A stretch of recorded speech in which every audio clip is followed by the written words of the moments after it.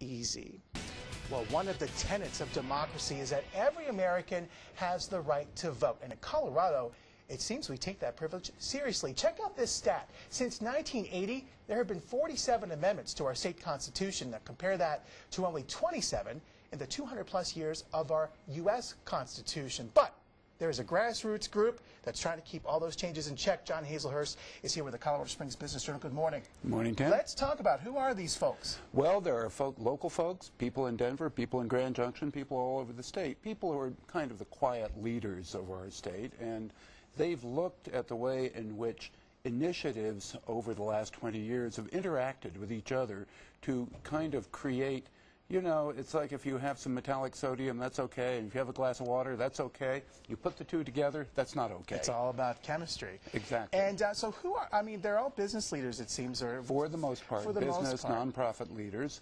And they are convening in 16 different locations, not the same people, but local leaders. It's a by invitation only kind of thing. And the interesting part of this, Tim, is that elected officials are not being invited. Why do you think that is? Well, because these are very complex issues, and it's very easy for elected officials to posture, to try to simplify, to play political points.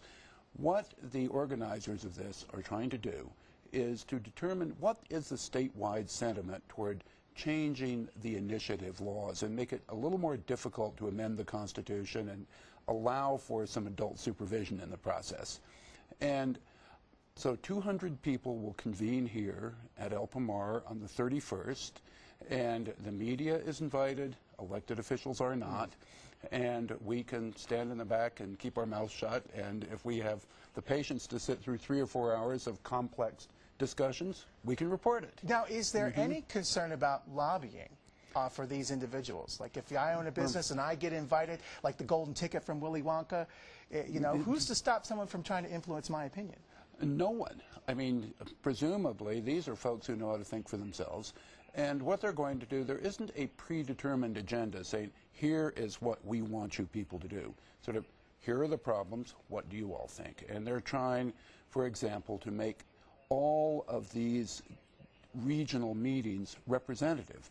So here they're trying very hard to make sure that conservatives have a large voice, because ours is a conservative community. Right.